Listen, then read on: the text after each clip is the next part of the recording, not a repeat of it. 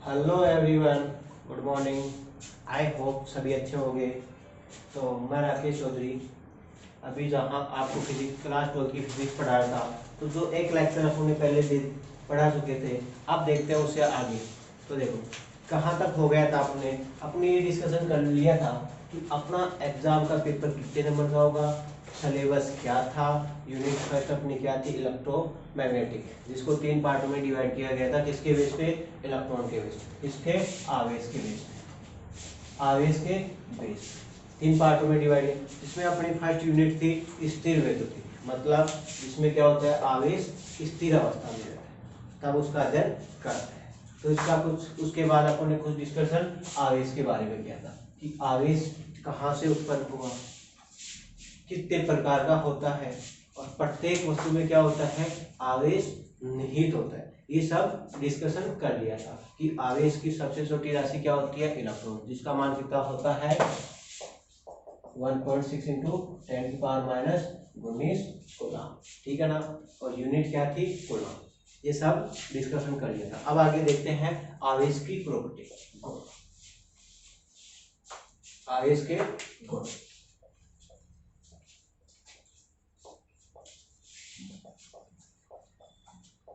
आवेश के गुण, तो देखो आवेश के गुण में पहली क्या होती है, योग्यता। फर्स्ट गुण क्या होता है, योग्यता। योग्यता, योग्यता का मतलब योग। क्या? योग, मतलब आवेश किस प्रकार ऐड होता है। तो देखो नॉर्मल जिस प्रकार अपन क्या करते हैं, प्लस और माइनस को ऐड करते हैं, प्लस और माइनस को ऐड करते हैं, घटाते हैं, उसी प्रकार आवेश भी क्या होता है, आवेश भी राशि, आवेश राशि कैसी है, अदिश राशि। अदिश राशि का योग जिस नॉर्मल अपन जोड़ और बाकी करते हैं उसी के अकॉर्डिंग क्या होते हैं, ऐड होती है। तो अगर माने क्या कि कोई बॉडी है, बॉडी पे क्या है, आवेश है, क्या, 2 आवेश, प्लस का 2 कूलम, प्लस का 3 कूलम, और क्या हो गए, माइनस का 4 कूलम। तो टोटल आवेश कितना हो जाएगा इस पे, इस टोटल बॉडी पे आवेश कितना हो जाएगा, प्लस का 2 कूलम, प्लस का 3 कूलम, माइनस का 4 कूलम, कितना हो गया, बराबर 1 कूलम। तो एंड किसके अकॉर्डिंग हुआ, नॉर्मल अपने जोड़ और बाकी की तरह। तो आवेश क्या है, एक अदिश राशि है, तो उसका क्या होता है, नॉर्मल ऐड होता है। इस प्रकार अपन गणितीय राशियों का ऐड करते हैं। ठीक है ना। तो एक गुण तो क्या हो गया, योग्यता। आवेश का गुण क्या है, योग्यता, नॉर्मल ऐड करते हैं। सेकंड गुण देखते हैं, आवेश संरक्षित राशि होती है, संरक्षित राशि होती है, मतलब आवेश क्या है, कंजर्वेशन राशि। आवेश को, कंजर्वेशन का मतलब क्या है कि जिसको ना ही तो नष्ट किया जा सकता और ना ही उत्पन्न किया जा सकता। कि आवेश ऐसी राशि है जिसको ना ही उत्पन्न कर सकते और ना ही नष्ट कर सकते, एक रूप से दूसरे रूप में चेंज कर सकते हैं, एक रूप से दूसरे रूप में चेंज करते हैं। मतलब आवेश हमेशा क्या रहती है, संरक्षित रहती है। इसके लिए भी एक एग्जांपल देखें कि कोई क्या है, बॉडी है, कोई विलगित निकाय है, जिसके अंदर क्या है, ए, बी और सी, 3 पार्ट। इस एक के ऊपर क्या है आवेश, 1 कूलम, इसके ऊपर 2 कूलम और इसके ऊपर 3 कूलम, माइनस का 3 कूलम। या ये देखें, ये 3 कूलम और ये माइनस का 4 कूलम, तो 3 कूलम। अब देखें कोई दूसरा निकाय है, आइसोलेटेड सिस्टम, विलगित निकाय, उसमें क्या है, 1 कूलम, बी क्या है, माइनस का 3 कूलम। तो आपको ये पूछा जाए कि सी पे कितना चार्ज होगा, बॉडी 1 और 2। सेकंड वाले आइसोलेटेड सिस्टम विलगित निकाय पे सी जो बॉडी है उसके ऊपर कितना चार्ज होगा। तो आप ये चीज बता सकते हो अगर आपको ये प्रॉपर्टी पता है कि आवेश क्या है, संरक्षित राशि होती है। तो किस प्रकार बताओगे कि टोटल आवेश क्या होगा, कंजर्व रहेगा दोनों विलगित निकाय में, तो क्या होगा, इसमें कुछ किया तो ये होगा। तो देखो फर्स्ट क्या होगा, इधर 1, इस पे टोटल आवेश कितना होगा, 1 coulomb plus 3 coulomb minus 3 coulomb, बराबर क्या होगा, 1 कूलम माइनस का 3 कूलम प्लस का इस पे मान ले क्यू, तो प्लस का क्यू आवेश। तो टोटल कितना होगा, इधर कितना हो गया, 3 रे 4, 4 में 3 गए तो -1 कूलम, कितना 1 कूलम बराबर इधर कितना बचा माइनस का 3 और 1 कितना हो गया माइनस का 2 कूलम प्लस क्यू। ये इधर आएगा माइनस का 2 तो क्या हो जाएगा प्लस का 3 तो 1 कूलम प्लस 2 कूलम बराबर क्यू कितना हो गया क्यू बराबर 3 कूलम। यानी क्या कह सकते हैं सी पे कितना आवेश है 3 कूलम। यानी कि दोनों पे बॉडी क्या हुआ यहाँ से चार्ज इधर गया कुछ तो क्या होगा दोनों बॉडी क्या है आइसोलेटेड सिस्टम के अंदर है तो उनमें क्या होती है कि आवेश संरक्षित रहता है क्योंकि आवेश को ना ही तो क्या किया नष्ट और ना ही उत्पन्न किया उन्होंने क्या किया एक रूप से दूसरे रूप में चेंज किया। ठीक है ना। तो आवेश क्या है संरक्षित राशि। दूसरा गुण एक तो प्रॉपर्टी क्या हो गई योज्यता जिसको नॉर्मल एड या घटाते हैं। दूसरा आवेश क्या है किसी भी विलगित निकाय में क्या रहती है संरक्षित राशि होती है। आवेश किसी भी विलगित निकाय में क्या होती है संरक्षित। अब आपके माइंड में ये आ रहा होगा विलगित निकाय क्या है। विलगित निकाय थर्मोडायनामिक्स में आपने पढ़ा होगा फिर भी मैं बता देता हूँ। विलगित निकाय क्या होता है जो क्या होता है ना ही तो बाहर से क्या करता है एनर्जी और पदार्थ लेता है और ना ही देता है। मतलब जैसे कोई थर्मस है ये क्या होता है अगर क्या है विलगित है अगर कोई पदार्थ इसमें भरा हुआ है तो ना ही तो इससे बाहर इसको निकाल सकते और ना ही अंदर ले सकते। मतलब जैसा था वैसा ही। जैसे चाय को अपन थर्मस रखते हैं तो वो क्या होती है गर्म की गर्म रहती है क्योंकि उसमें ना तो एनर्जी ट्रांसफर होती है और ना ही पदार्थ का ट्रांसफर होता है। तो ये क्या होता है विलगित निकाय। यानी कि ये अगर विलगित निकाय है तो इसके अंदर ना ही तो आवेश क्या होंगे बाहर से आएंगे ना ही अंदर से आएंगे। इसी प्रकार इसमें भी ना ही बाहर से आएंगे ना ही अंदर से आएंगे। तो क्या एक आइसोलेटेड सिस्टम में क्या होती है आवेश संरक्षित राशि होती है। ठीक है ना। नेक्स्ट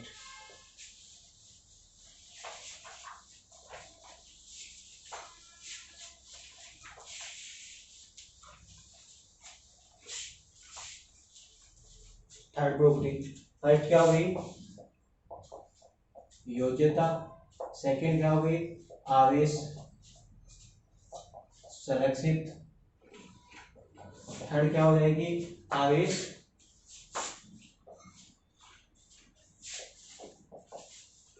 का क्वांटीकरण।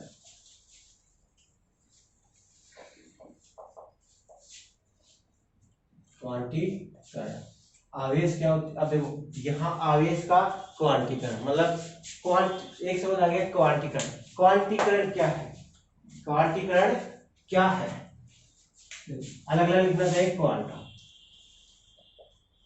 या क्वांटीकरण का मतलब बोल सकते हैं क्वांटा। क्या आवेश किसके रूप में होता है क्वांटा के रूप में।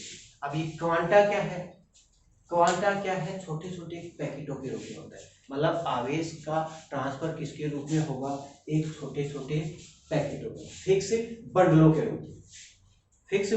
रूप। ये नहीं कह सकते कि उस बंडल को हाफ करके दे क्या कि क्वांटा मतलब एक फिक्स वैल्यू क्या फिक्स राशि।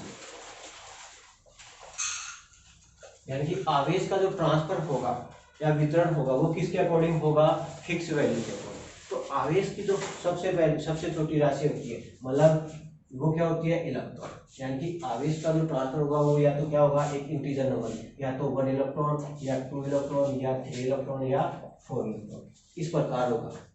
ये नहीं कह सकते कि हाफ इलेक्ट्रॉन ट्रांसफर हो गया या 3/2 इलेक्ट्रॉन ये क्या होगा गलत क्योंकि आवेश क्या है एक क्वांटीकृत राशि। क्या क्वांटीकृत राशि है। आवेश क्या है एक क्वांटीकृत राशि है जिसको क्या कर सकते हैं किसी फिक्स वैल्यू के अकॉर्डिंग ही ट्रांसफर कर सकते हैं।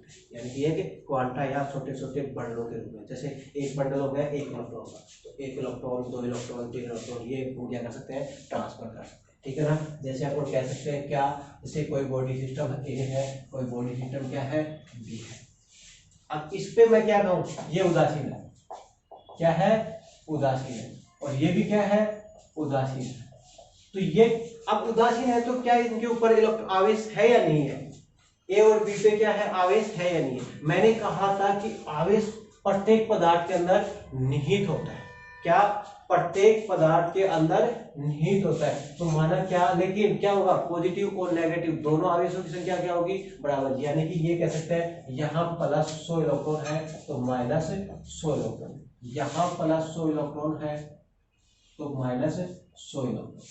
ठीक है ना। तो दोनों एक दूसरे को प्रभाव को खत्म कर देंगे, इसलिए दोनों क्या है, उदासीन है। अगर इनके अंदर कुछ क्या, ये माना क्या कि यहाँ से यहाँ 2 इलेक्ट्रॉन ट्रांसफर करना है, कितने, ए से बी के अंदर 2 इलेक्ट्रॉन ट्रांसफर कर दे, तो यहाँ पे कितना बच जाएगा, 2 इलेक्ट्रॉन ट्रांसफर कर दिया।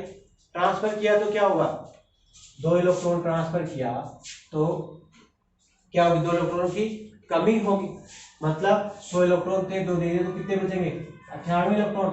यहाँ क्या थे, सॉरी 2 इलेक्ट्रॉन ट्रांसफर कर दिए तो कितने बचेंगे, 98 इलेक्ट्रॉन। कमी हो गई किसकी, माइनस, तो कितने बचे, माइनस का 98 इलेक्ट्रॉन। टोटल कितने थे पहले, 100 पॉजिटिव थे, तो क्या हो गए, अब इस पे कितना आवेश आ गया, 2 इलेक्ट्रॉन, किसका, माइनस। मतलब यहाँ से 2 इलेक्ट्रॉन की कमी हुई तो इस पे कितना आवेश आ गया। अब ये कह सकते हैं बॉडी ए पे 2 इलेक्ट्रॉन, प्लस का 2 इलेक्ट्रॉन, जबकि बॉडी बी पे क्या होगा, 2 इलेक्ट्रॉन आ रहे हैं, 100 इलेक्ट्रॉन पहले से 2 आ रहे हैं तो क्या हो जाएगा, माइनस का 102 इलेक्ट्रॉन, मतलब माइनस का 2 इलेक्ट्रॉन बढ़ जाएंगे। 2 इलेक्ट्रॉन बढ़ेंगे तो माइनस का, तो ये आप क्या कह सकते हैं, 2 इलेक्ट्रॉन आ गए। अब इसमें वाले ट्रांसफर किसका हुआ, 2 इलेक्ट्रॉन या 1, ये नहीं कह सकते यहाँ से यहाँ 1/2 इलेक्ट्रॉन का ट्रांसफर हुआ, 5/2 इलेक्ट्रॉन का ट्रांसफर, क्योंकि ये क्या है, पॉसिबल नहीं है। इलेक्ट्रॉन क्या है, एक पैकेट्स के रूप में, बंडलों के रूप में। ये आप बड़ी कक्षा में जाओगे तब जरूर पढ़ोगे अभी, लेकिन वो स्पेस के अंदर पाया नहीं गया। क्या, क्वार्क मॉडल, क्वार्क मॉडल जिसका आवेश क्या होता है, 1/3 इलेक्ट्रॉन और 2/3 इलेक्ट्रॉन, लेकिन ये अभी स्पेस के अंदर पाया नहीं जाता, अभी इसके ऊपर रिसर्च चल रहा है। तो ये आप बड़ी कक्षाओं में जाओगे तब पढ़ोगे। यहाँ पे इलेक्ट्रॉन की जो सबसे छोटी इकाई है वो क्या है, इलेक्ट्रॉन। क्या, आवेश की सबसे छोटी इकाई क्या है, इलेक्ट्रॉन। तो आवेश का ट्रांसफर हमेशा किसमें होगा, बड़ों के रूप, फिक्स वैल्यू, यानी कि क्या बोल सकते हैं, Q बराबर प्लस माइनस का n, आवेश का क्वांटिटी Q बराबर प्लस माइनस का n, n क्या है यहाँ पे, 1 2 3 4 5, ठीक है ना, एक इंटीजर वैल्यू है। ये क्या हो गया, थर्ड रूट, आवेश की थर्ड रूट। फर्स्ट क्या, योजिता, सेकंड आवेश सुरक्षित रहता है कितनी इकाई में, थर्ड क्या, आवेश का क्वांटिटी। आवेश क्या होता है, एक बंडलों के रूप में होता है, ट्रांसफर किसके रूप में, फिक्स क्वांटा के रूप में, ठीक है ना। अब नेक्स्ट देखते हैं,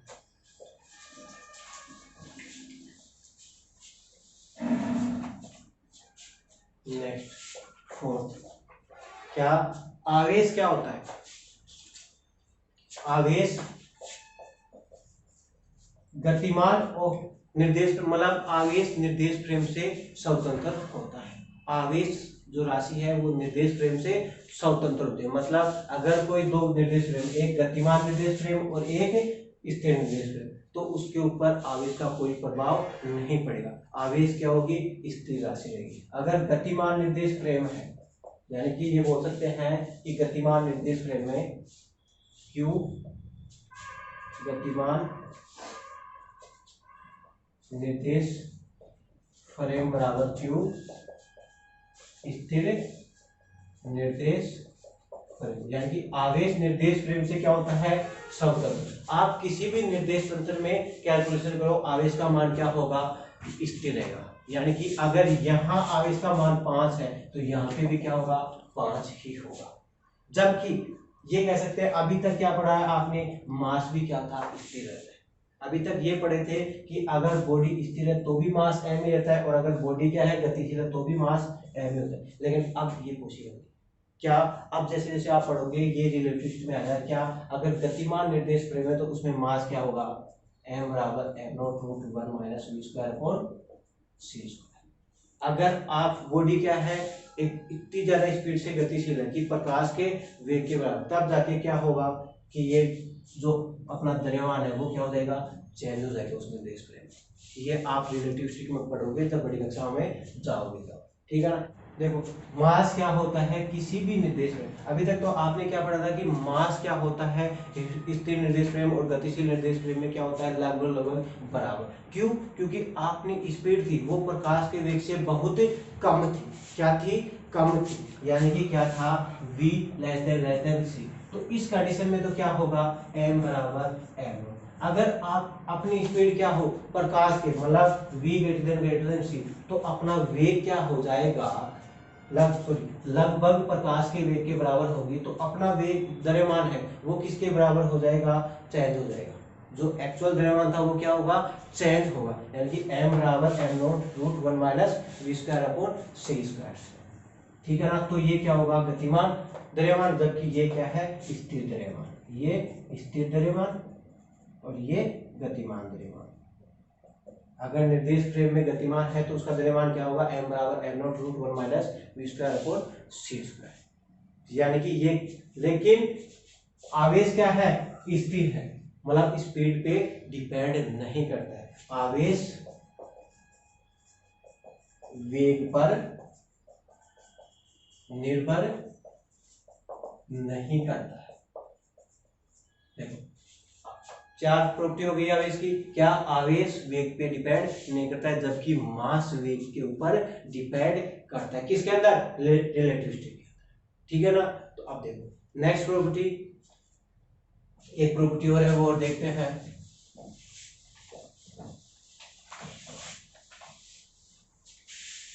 एसोसिएट प्रॉपर्टी। क्या? कि ये बोल सकते हैं कि अगर किसी पदार्थ में, क्या किसी पदार्थ में मास है, क्या मास की वैल्यू है कुछ भी, तो आवेश जीरो भी हो सकता है और not equal to zero. Sorry, mass है तो आवेश क्या हो सकता है? किसी भी पदार्थ में मास अगर है तो उसमें आवेश जीरो हो भी सकता है और नहीं भी हो सकता। ठीक है ना? और अगर क्या है? मास जीरो है, मास क्या है? जीरो है, तो क्या होगा? आवेश हमेशा उस पे क्या होगा? जीरो होगा। किसी पदार्थ में अगर मास जीरो है, किसी पदार्थ का मास जीरो है, तो उसका क्या होगा? आवेश हमेशा जीरो होगा। एग्जांपल जैसे फोटोन है, क्या? फोटोन, फोटोन पे मास कितना होता है? जीरो, तो उसका आवेश क्या होता है? जीरो। जबकि अगर मास क्या, अगर Q बराबर जीरो हो तो ये जरूरी नहीं है कि M भी क्या हो? जीरो हो। अगर Q जीरो है तो मास जीरो नहीं, ये कोई जरूरी नहीं है। जबकि अगर आप मास जीरो है तो Q क्या होगा? हमेशा जीरो। एग्जांपल इसका देखें कि न्यूट्रॉन पे क्या होता है? आवेश क्या होता है? जीरो, जबकि mass not equal to zero. ठीक है ना? तो ये 5 प्रॉपर्टी हो गई किसकी? अपने आवेश के। इन्हीं के बेस पे आगे अपन क्या पढ़ेंगे कि विद्युत क्षेत्र पढ़ेंगे। आगे क्या पढ़ेंगे? विद्युत क्षेत्र की प्रॉपर्टी, विद्युत क्षेत्र निकालेंगे अलग अलग प्रॉपर्टी पे। तो देखो ये क्या हो गया? इसकी 5 प्रॉपर्टी हो गई। योज्यता का, आवेश क्या होता है? विद्युत निकाय में संचित होता है। आवेश का क्या होता है? क्वांटीकृत राशि होती है। आवेश क्या होता है? वेग के ऊपर डिपेंड नहीं करता, जबकि मास डिपेंड करता है। और एक क्या होता है? हाई प्रॉपर्टी, अगर मास जीरो है तो आवेश का मान क्या होगा? जीरो होगा। जबकि अगर आवेश जीरो है तो मास जीरो, ये जरूरी नहीं है। ठीक है ना? ये 5 प्रॉपर्टी हो गई। अब इसके बेस पे आगे अपन क्या पढ़ेंगे? विद्युत क्षेत्र पढ़ेंगे। ये नेक्स्ट क्लास में पढ़ेंगे। Okay, bye.